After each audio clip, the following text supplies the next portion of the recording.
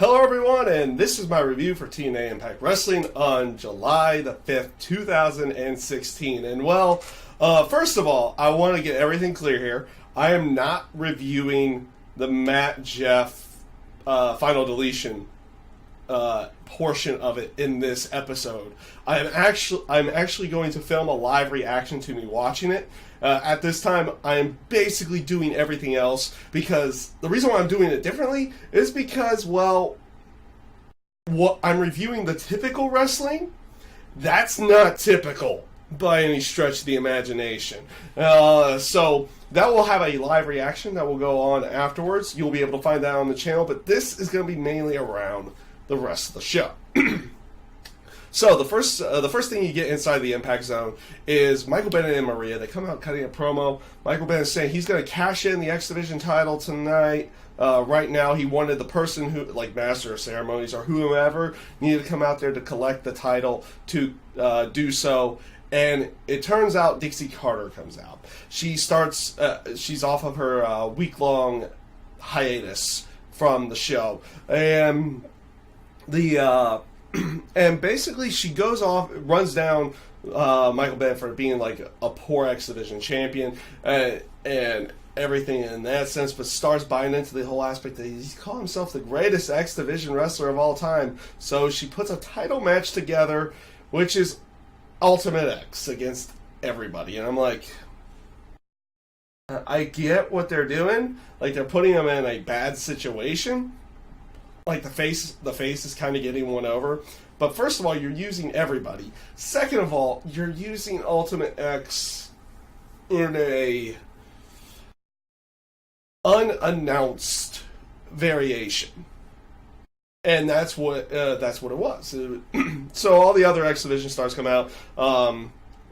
Braxton Sutter, Rockstar Spud, Eddie Edwards, Trevor Lee, Everett, Mandrews, and DJZ. All of them are out there. First of all, there was a spot early on in the match where Braxton Sutter, like, he kicks Rockstar Spud either in the mouth or in the chest, and like Rockstar Spud starts coughing up blood. Like, I don't know if that was a spot that they were trying to go for or something happened to Rockstar Spud there. I don't know exactly what it is. If it was a worked spot, it was well done by every stretch. If it was real, what was going on? I hope Rockstar Spud's okay in that sense.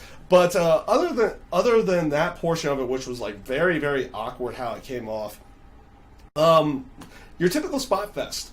The only real problem I had with some of these spots in here were that they were not necessary in some cases. Like, oh, everybody's outside the ring, I must jump outside the ring. But title, you're alone. Ah. Ring psychology sometimes.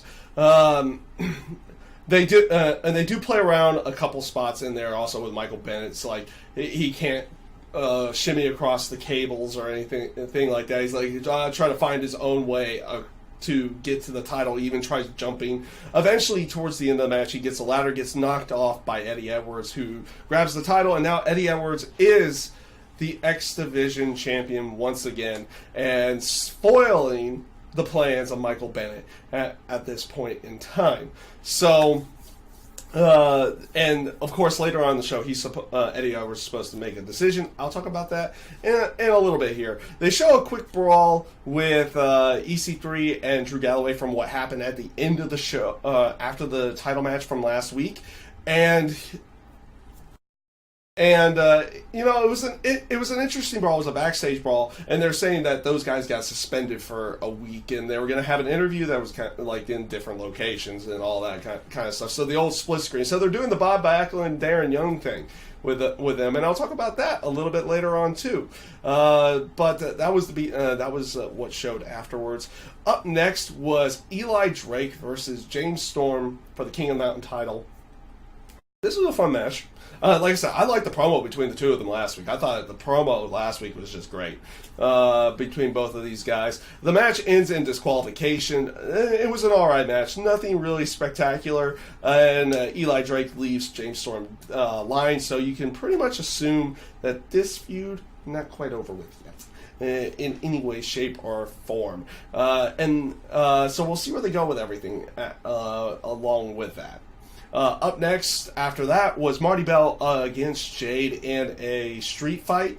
This was an alright street fight. It looked like they were a little bit lost at times with the weapons that they were using. But overall, not bad by any stretch of the imaginations. They made it look they made it look hard-hitting, and it was not a bad street fight by any stretch of the imagination. Both of them worked really hard. Like I said, there was just a few moments, especially towards the end of the match, that they felt like they were a little bit lost in what they were trying to do with the match itself.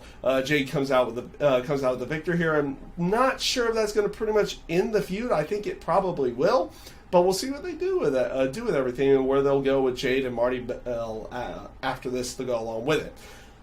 And when they come back from break after that match, you have Michael Bennett back in the ring. And he's doing his typical fare. He's complaining and saying he needs to be in the world title match. Him and Maria call out Dixie. Billy Corgan comes out and is wanting to diffuse the situation in every way. Maria starts chastising everybody and calls out Dixie and says that she should be the president of TNA Wrestling.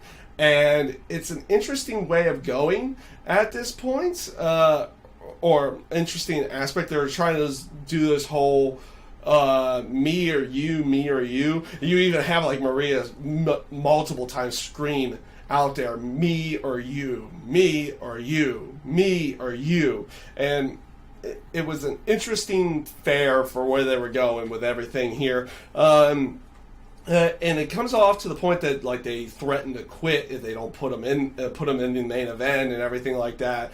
And it really just it was an interesting one by every stretch of the imagination here. That's the only way of putting it. It was an interesting way of doing it. Doing everything. Billy Corgan gets in the way eventually and says, he was basically siding with Dixie here. He did not like where Michael Bennett was going, how Maria was acting. They were acting like petulant children, and he was like, "If you want to quit, there's the door. I'll hold it for you." And of course they don't quit. Of course they don't quit. And basically, to leave the end was that. Michael Bennett said that he was going to ruin Destination X next week. So we'll see where they go with that. We'll definitely see where they go with that next week. Not a bad segment, a rather long one, but not a bad one to go along with it. Up next was the Bromans and Raquel going up against Decay.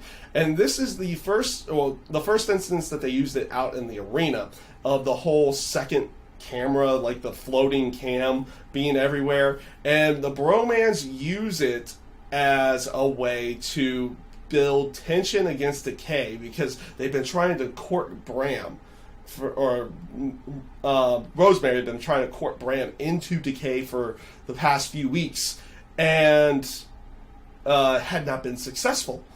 But they show a spot where the two of them end up making out. It's like they were kissing, and it was an aspect of they're building tension because Abyss and Crazy Steve don't really want Bram around, but she's trying to get Bram in there, almost like a higher power type feel going to it. The match itself, not too bad. Raquel isn't horrible in the ring by any stretch of the imagination. Not great. I wouldn't even really say good. She was okay, but was not horrible. And the Bromans and Raquel end up getting the victory in this match, so obviously they're going to continue this feud with the Bromans and Decay here in the very near future.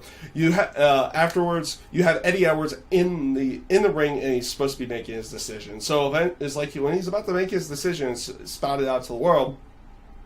Bobby Lashley comes out, interrupts, and he does his standard fare that you're not ready for this. You're not ready for me. You can't beat me. Why are you going to do this? You should keep your X Division title.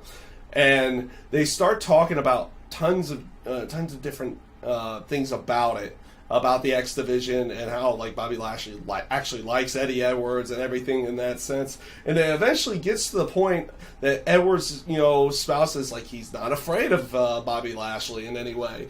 And Lashley decides to make an interesting offer where he doesn't have to give the X Division title up, but he puts it on the line in the match, title for title. So it's world title versus X title, winner take all. So basically, Lashley says, like, if you win, you get the world title, and you get to keep the X Division title along with it. If I win, I take the heart and soul of the X Division. So basically taking the title in that sense. Not a bad promo. I actually kind of like this. I think it would have been more interesting if they would have kept up with Lashley and Bennett. But this thing with Eddie Edwards and Bobby Lashley could be a good match next week. So we'll see where they go with it and see how everything goes. The final thing that they showed before they went to the final deletion portion of the show was the EC3 and Drew Galloway promo. The sit-down promo where both are in different locations. Both are going back and forth on each other, talking like they're not really going heelish. They're just like going at each other in the terms of verbally. And EC3 was like Drew Galloway calls him just an entertaining and good-looking guy, and that's all he is. He's not really that good in the ring and everything like that. Like, he's the actual fighter and every sense of the word. And you eventually do lead it to EC3 saying, you know what? Let's do a street fight next week. Or basically, the two of them are going to meet in the ring and they're going to brawl. Some kind of street fight type feel to it in every sense. Like, these two guys, good promo. Good promo. I've liked Drew Galloway's promos since he's been in TNA. And since he's been a face to go along with everything. EC3's always been good. This should be an interesting one. See where they go with everything. But all in all, this portion of Impact Wrestling was a rather good show. Not too bad. What is it? I'm trying to search for the proper words here. Like I said, some of the matches felt a little off at times, but all in all, not a bad showing here for your typical portion of a wrestling show here, of what you would normally see from a wrestling show or a TNA show in general. So like I said, I'm not going to talk about the final deletion inside of this video. I'm filming a live reaction for it, and if you want to watch that, I will post it up right afterwards. And I hope you guys enjoyed this review of TNA Impact. If you want to watch the final deletion live reaction, by all means, go ahead and do so. I think it's going to be an interesting style of match and probably segments to go along with it. So we'll see how everything goes. I thank you guys for watching. I hope you enjoyed, and have a great day.